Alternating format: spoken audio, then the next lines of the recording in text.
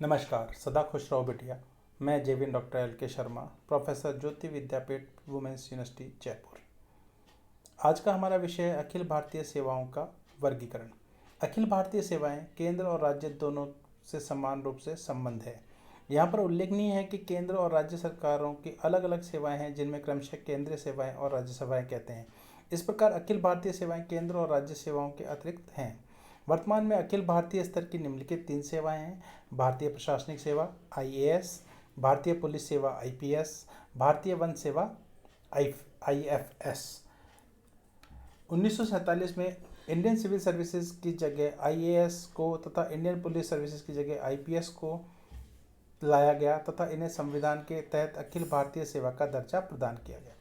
वर्ष 1963 में अखिल भारतीय स्तर की जिन 3 सेवाओं का गठन हुआ वह है भारतीय वन सेवा, भारतीय चिकित्सा और स्वास्थ्य सेवा, भारतीय इंजीनियरिंग सेवा। इन तीनों सेवाओं में से केवल भारतीय वन सेवा वर्ष 1966 में अस्तित्व में आई। वर्तमान में अखिल भारतीय स्तर की केवल 3 सेवाएं आईएएस, आईपीएस और आईएफएस।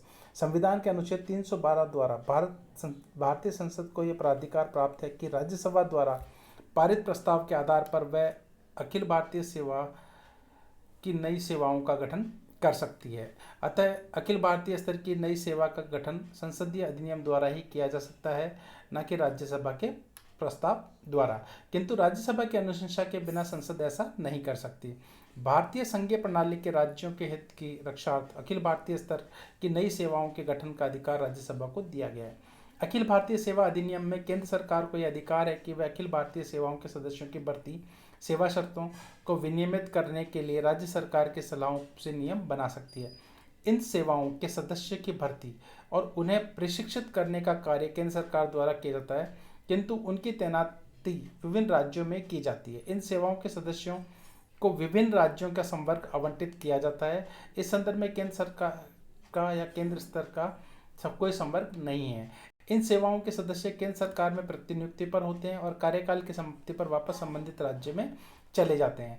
केंद्र सरकार इन अधिकारियों की सेवाएं कार्यकाल प्रणाली के तहत प्राप्त करती हैं। यह उल्लेखनीय है कि अलग अलग राज्यों में विभक्त होने के बावजूद अखिल भारतीय स्तर की प्रत्येक सेवा को देश भर में एक समान सेवा माना जाता है तथा दर्जा और वेतनमान भी एक समान है। अखिल भारतीय स्तर की 3 सेवाएं ग्रुप ए अर्थात क्लास 1 श्रेणी सेवाएं हैं। अखिल भारतीय सेवाओं को निम्नलिखित 3 श्रेणियां हैं: super time scale, senior time scale और जूनियर टाइम स्केल। शुरू में अधिकारियों को जूनियर टाइम स्केल में नियुक्त किया जाता है, बाद में उन्हें सीनियर टाइम स्केल और सुपर टाइम स्केल में पदस्थापित किया दिया जाता है। अखिल भारतीय सेवाओं का प्रबंधन और नियंत्रण कार्य केंद्र सरकार के 3 अलग अलग मंत्रालय द्वारा किया जाता है: आईएएस कार्मिक मंत्रालय द्वारा, आईपीएस गृह मंत्रालय द्वारा, आईएफएस पर्यावरण तथा वन मंत्रालय द्वारा। उल्लेखनीय है कि अखिल भारतीय सेवाओं पर केंद्र और राज्य सरकारों का संयुक्त रूप से नियंत्रण होता है। प्राथमिक नियंत्रण कार्य केंद्र सरकार का उत्तरदायित्व है, जबकि तत्कालिक नियंत्रण का अधिकार राज्य सरकारों को है। इन सेवाओं के सदस्यों के वेतन और भत्ते और पेंशन भुगतान राज्य द्वारा किए जाते हैं, किंतु अधिनियमों के खिलाफ अनुशासनात्मक कार्रवाई केवल केंद्र सरकार कर सकती है। केंद्रीय सेवाएं केंद्रीय सेवा से संबंध कार्मिक केंद्र सरकार के विशेषाधिकार के तहत कार्य करते हैं। ये कार्मिक केंद्र सरकार के विभिन्न विभागों में कार्यपरक तकनीकी पदों पर नियुक्त होते हैं। इनमें से अधिकांश कार्मिक संबंध मंत्रालय विभागों के प्रबंधन नियंत्रण में, कुछ कार्मिक मंत्रालय के प्रबंधन और नियंत्रण में होते हैं। कार्मिक मंत्रालय सभी केंद्रीय सेवाओं के संबंध में सामान्य नीतियों का निर्धारण भी करते हैं। कार्मिक मंत्रालय वास्तुतः भारत सरकार की प्रमुख कार्मिक एजेंसी है। केंद्रीय सेवाओं में केंद्रीय लोक सेवा, सामान्य केंद्रीय सेवा भी शामिल है। केंद्रीय लोक सेवाएं स्थापित सेवाएं हैं, जबकि सामान्य सेवा केंद्र लोक सेवा के वे पद शामिल हैं जिनका सृजन स्थापित सेवाओं के बाहर हुआ है तथा केंद्रीय लोक सेवा में शामिल नहीं है। इसी प्रकार केंद्रीय सेवाएं स्थापित और सामान्य दोनों सेवाएं अब 4 श्रेणी में वर्गीकृत हैं, अर्थात केंद्रीय सेवा ग्रुप ए, केंद्रीय सेवा ग्रुप बी, केंद्रीय सेवा ग्रुप सी और केंद्रीय सेवा ग्रुप डी। केंद्रीय सेवा ग्रुप ए और बी राजपत्रित सेवाएं हैं। केंद्रीय सेवा ग्रुप सी और डी अराजपत्रित सेवाएं।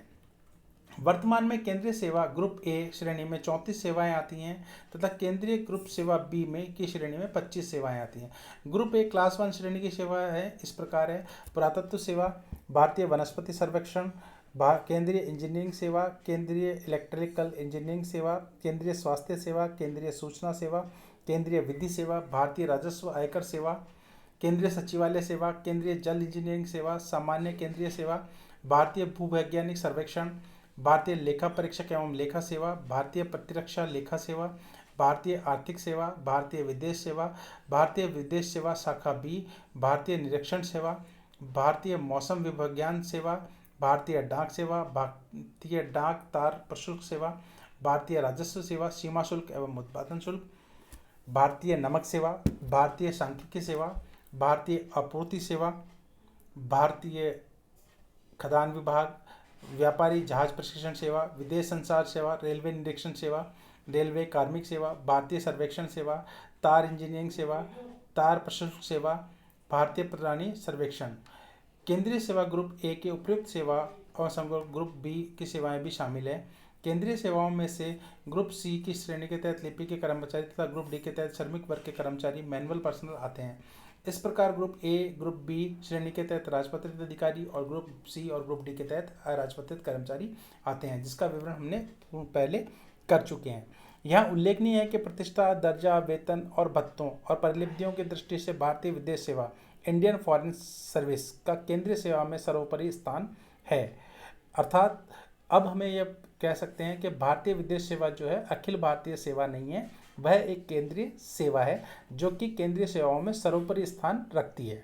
वस्तुतः यह सेवा केंद्रीय सेवा होने के बावजूद भी प्रतिष्ठा, दर्जा तथा वेतनमान की दृष्टि से अखिल भारतीय सेवाओं से होड़ लेती है। धन्यवाद।